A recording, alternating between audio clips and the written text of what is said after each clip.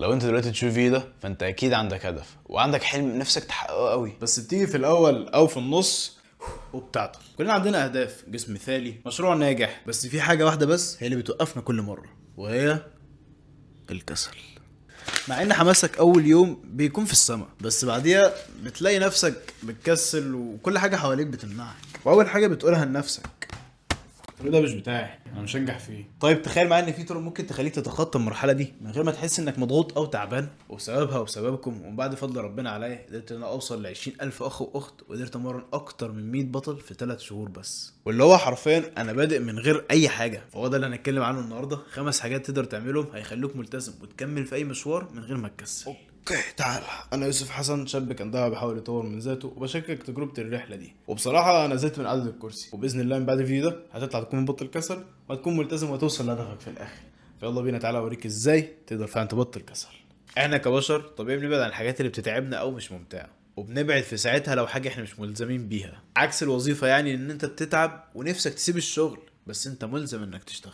فبنميل للحاجات اللي بتحسسنا بمتعة وراحة من غير أي مجهود، فطبيعي مين مش بيدور على كده. وانت لو راجل ولو اديتك فلوس وبيت وعربية وزوجة انسى انك تشتغل، حرفيا انت عايش في جنة. لكن الفكرة هنا ان كل ما بتحاول تبتدي حاجة جديدة بيجي اول اسبوع بيبقى زي العسل، لكن بعد كده بتحس ان انت مش قادر تكمل. وعلى فكرة ده مش معناه انك فاشل، صدقني ده اول طريق النجاح، بس مع ذلك بترجع للمكان اللي انت كنت مرتاح فيه في الاخر.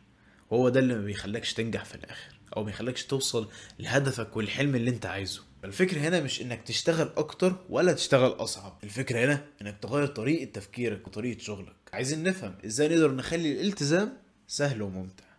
بصراحة انا بحب القعدة على الارض، او بالمعنى الاصح القعدة العربية. بس خلينا نرجع لموضوعنا الاساسي. قبل ما تعمل اي حاجة انا عايزك تتخيل الهدف اللي انت فعلا نفسك توصل له، واللي انت مستعد انك فعلا تتعب عشان توصل له. عايز تشتري عربيه، تليفون، تستقر، او حتى تعمل جسم حلو وتخس دهون وتزيد عضل ويبقى شكلك حلو فعلا في الهدوم. اكتب بقى الهدف ده في ورقه وحطه قدامك وانت بتتفرج عليا وشايفك اللي هتكسل ومش تعملها. بس عايز اقول لك على حاجه، ان دي ابسط حاجه ممكن تعملها عشان فعلا توصل للهدف بتاعك. طيب دلوقتي عايزك تبص على الهدف وتغمض عينك وتشوف هل انت فعلا عايز توصل له ولا لا. بمعنى هل لو وصلت له هتبقى مبسوط ولا لا، وهل انت فعلا محتاجه ولا لا. الهدف لما توصل له هيعود عليك بايه؟ صحة، فلوس، منظر عام يحترم ولا لا، وهيعمل لك نقلة تاريخية في حياتك ولا لا. ودي كانت اول حاجة لازم تعملها وانت فعلا عملتها وانا بتكلم معاك، وهي المنتال فيجواليزيشن.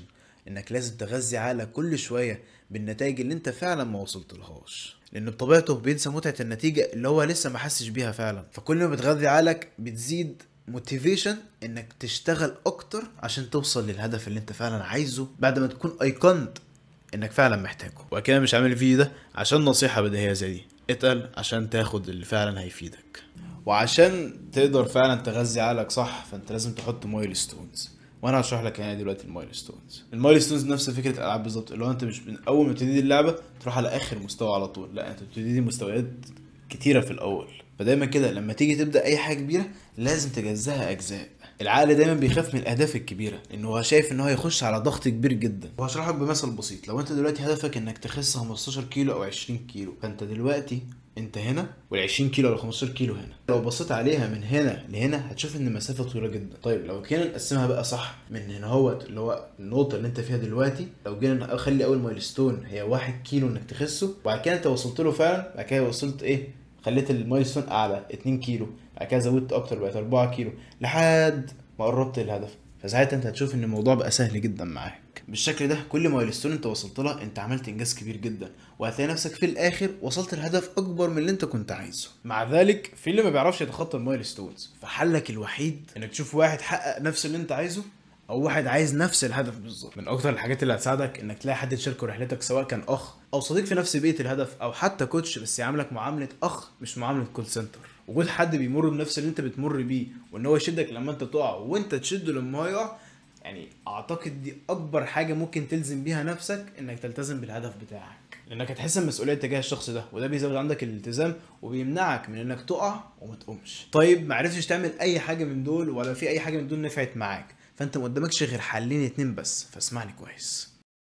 انا ورطت نفسي في بيزنس ومحتاج فلوس كتير، واكيد كل اللي متابعني عارف كده من زمان، وعارف ان انا شغال على بيزنس محدش يعرفه بس قريب هتعرفوه. حطيت نفسي فيه وانا مش معايا فلوس خالص، وان ما سددتش ممكن توصل لمشاكل كبيره، وده يمكن جنون مني بس انا زهقت من حالتي وكان لازم اخد اكشن. عملت نفسي معامله اللي هو انا مش هجري غير لما يبقى فيه كلب بيجري ورايا، وخليت الخوف هو الكلب عشان افضل متحرك، بقيت بروح للكلب ده بنفسي وبورط نفسي معاه، وهو ده اللي انا عملته. وبجد صدقني عمرك ما توقف تشتغل او تطور من نفسك او تتمرن لو انت ورطت نفسك. طيب هتقولي ازاي اورط نفسي؟ دور على حاجه ممكن تخسرها او خوف، وفاكر الورقه اللي انت كتبت فيها هدفك في اول الفيديو؟ انا عايزك تجيبها دلوقتي وتكتب الخوف او الحاجه اللي هتخسرها بخط اكبر من الهدف بتاعك، اللي هو دي الحاجه اللي انت هتخسرها لو فضلت في مكانك او ما اتحركتش خطوه واحده بس. وعلى سبيل المثال هورط نفسي في ايه عشان اعرف التزم في الجيم؟ اشترك في جيم؟ اكيد لا، كتير بيشترك في الجيم وبيبطل. ليه؟ لان دي الزاميات، كده كده انت لازم تشترك عشان تتمرن في الجيم. تعال اقول لك ازاي تورط نفسك فعلا صح في المثال ده. ابسط طريقه تقدر تورط بيها نفسك انك تدخل طرف تاني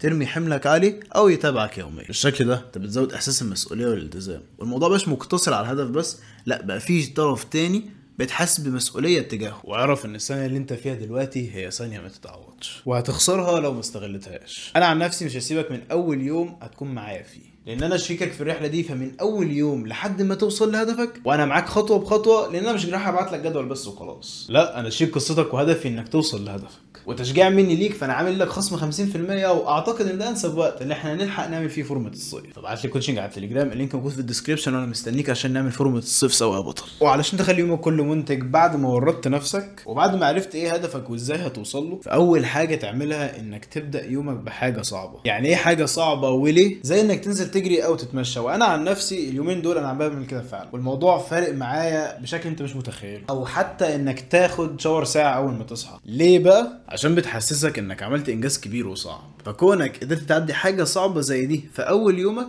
هتشوف ان باقي اليوم بتاعك سهل، عكس لو ابتديت بحاجه سهله هتشوف ان باقي اليوم بتاعك كله صعب. هي معادله، وانت لو فهمتها هتلاقي ان انا بتكلم فيه صح. ويا عم اعتبرني مجنون وما تصدقش كلامي، بس جربها مره واحده وهتشوف فرق الانتاجيه بتاع اليوم. عارف هتنجح امتى؟ لما تفهم ان الحياه دي هي لعبه، وانك عشان تنجح في اللعبه وتوصل لاخر مستوى لازم تعدي بكذا مستوى في الاول، وانك مش هتقدر تخلص اللعبه دي اول مره في يوم وليله، وانك عشان تتحفز انك تقفل اللعبه وما تسيبهاش وتمشي بيبقى في مايلستونز او اتشيفمنتس، كل ما بتنجز مهمه بتجيلك بتزود عندك هرمون الدوبامين، فبتبقى عايز تكمل لعبه اكتر. وانك لو لعبت لوحدك ممكن تكسب، بس لو كسبت هتكون جايب اخرك.